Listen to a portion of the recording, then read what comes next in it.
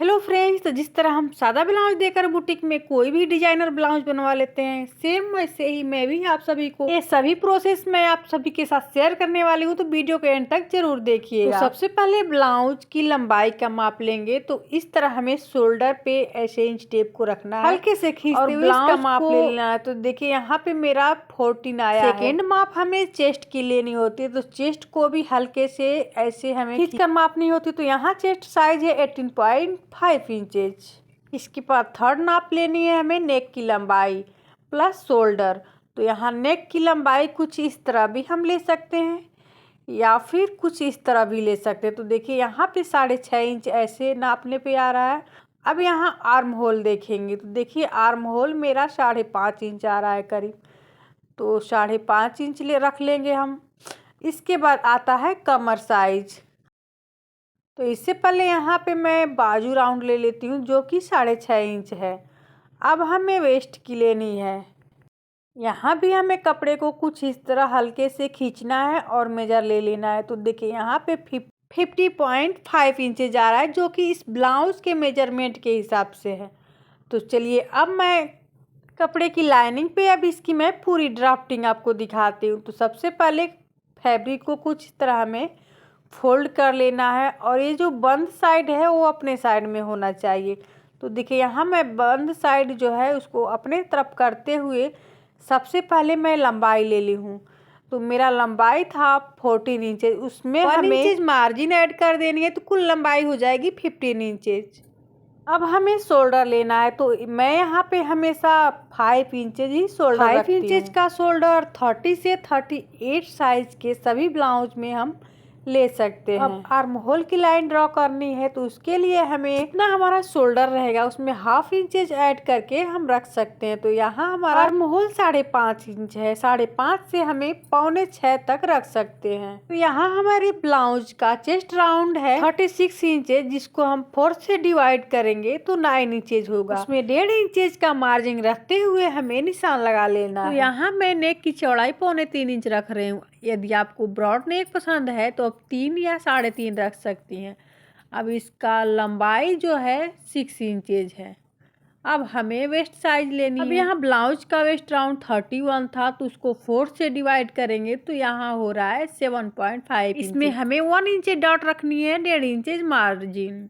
इसके बाद चेस्ट से वेस्ट तक फिटिंग वाली लाइन की सीधा कर लेंगे। अब यहाँ देखिए आर्म होल का राउंड कैसे लेंगे। ऐसे हमें इंच टेप को रखना है और जितना हमारा आर्म होल है उसका हाफ हमें निशान लगा लेना है। उसके बाद 1.5 इंच पे निशान लगाते हुए हमें इसके बाद शोल्डर से हमें नेक के साइड में हाफ इंचेज पे तिरछा लाइन ड्रॉ कर लेनी है, जिससे हमारा जो डीप नेक में कंधे गिरने की समस्या होती है वो समाप्त हो जाएगी। इसके बाद 4 इंचेज पे हमें बैक डॉट की निशान लगानी है जो कि 5 इंचेज रहेगी। अब यहाँ हाफ इंचेज दोनों साइड में ऐसे हमें लाइन ड्रॉ कर देनी है जो कि डॉट में दबेगा। अब कपड़े की हमें कटिंग कर लेनी है। तो अब यहाँ बैक पार्ट की कटिंग हो गई। तो अब यहाँ देखिए अक्सर कस्टमर जो होते हैं पीस वाला फैब्रिक लाइनिंग कपड़ा दे देते हैं जो कि बेल्ट वाले ब्लाउज की कटिंग करने में कम पड़ने लगता है। तो इसके लिए क्या करें? जैसा कि आप देख रहे हैं कि यहाँ पे मैं बैक पार्ट को रखी हूँ, तो बेल्ट के लिए बिल्कुल नहीं बच रहा है, तो बेल्ट को अलग से काटना पड़ेगा। तो यहाँ पे मैं बेल्ट फ्रंट पार्ट दोनों को एक साथ मैं आपको कटिंग करके दिखाऊंगी।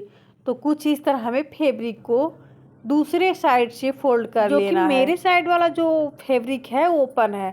अब यहाँ हाफ इंचेज ऐसे हमें फैब्रिक छोड़ते हुए बैक पार्ट को रखना है और वेस्ट के साइज में हमें 1.5 इंचेज फैब्रिक एक्स्ट्रा रख लेनी है। फ्रेंड्स, यदि हमें तुरपाई करनी हो तो 2 इंचेज रखने पड़े, लेकिन ये जो अस्तर वाला ब्लाउज हमें तुरपाई नहीं करनी है। इसके बाद बैक पार्ट के सभी लाइन को हमें ड्रॉ कर लेनी है।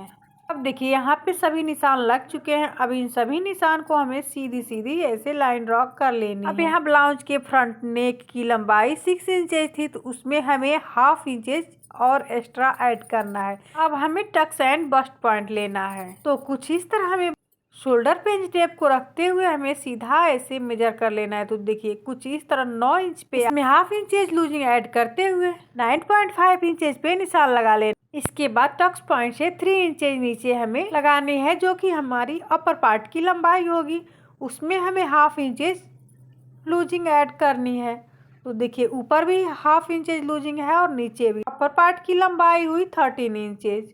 अब हमें सीधी सीधी लाइन ड्रॉ कर लेनी है। इसके बाद 1.5 इंच पे ऐसे निशान लगाना है और तिरछी लाइन ड्रॉ कर लेनी है।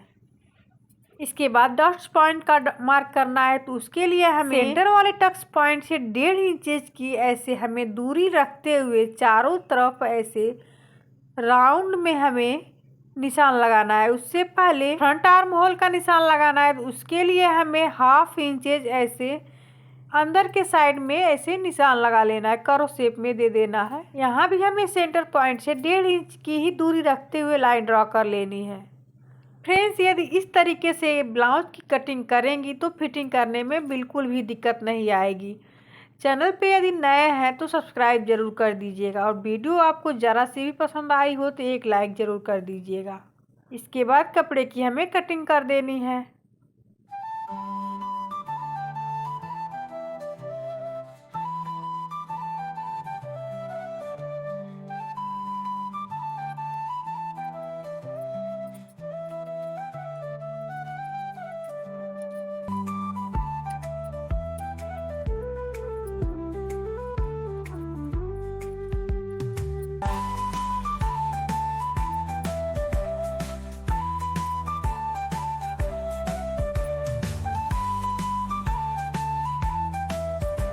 तो देखिए फ्रेंड्स, यहाँ बैक नेक की कटिंग नहीं हुई थी, तो उसके लिए हमें ऐसे मेजर करना है और या फिर ऐसे मेजर करना है।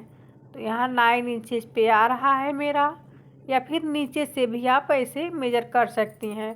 तो यहाँ बैक नेक की लंबाई है 9 इंचेस, उसमें हमें 1/2 इंचेस सिलाई मार्जिन ऐड करनी है। यहाँ मैं नेक की लंबाई 10 इंचेस रख रही हूँ, क्योंकि 1/2 इंच पर मार्जिन में चला जाएगा और कस्टमर का डिमांड है कि नेक छोटा नहीं होना चाहिए। अब यहाँ नीचे साइड में नेक की जो चौड़ाई है वो मैं 3 इंच रखी हूँ, 3 इंचेस। देखिए कुछ तिरछा दिख रहा होगा, इसमें बस 2 सूत का ही। इसके बाद इस पे आप मन चाहा शेप दे सकती हैं ब्लाउज का, तो मैं इसमें डिजाइन लगाने वाली हूँ। अब हमें आस्तीन की कटिंग करनी है, तो कुछ इस तरह हमें डबल फोल्ड करके कपड़े को ऐसे ले लेनी है। यहाँ आस्तीन की लंबाई है 4 इंचेस, तो इसमें हमें 1 इंचेस का सिलाई मार्जिन ऐड करनी है, जो कि 5 इंचेस लंबाई हो जाएगी। तो सबसे पहले कपड़े को डबल फोल्ड करना है, फिर उसके बाद ऐसे एक बार और फोल्ड करना है। तो यहाँ फैब्रिक जो है 4 फोल्ड में हो जाएगा। तो यहाँ मैं आस्तीन की चौड़ाई रखी हूँ 9 इंचेस, जो कि के राउंड के अकॉर्डिंग है। आस्तीन का राउंड है 6.5 इंचेस एंड उसमें मैं 2 इंचेस लूजिंग ऐड कर दी हूँ। तो यहाँ आस्तीन का विड्थ हुआ 9 इंचेस।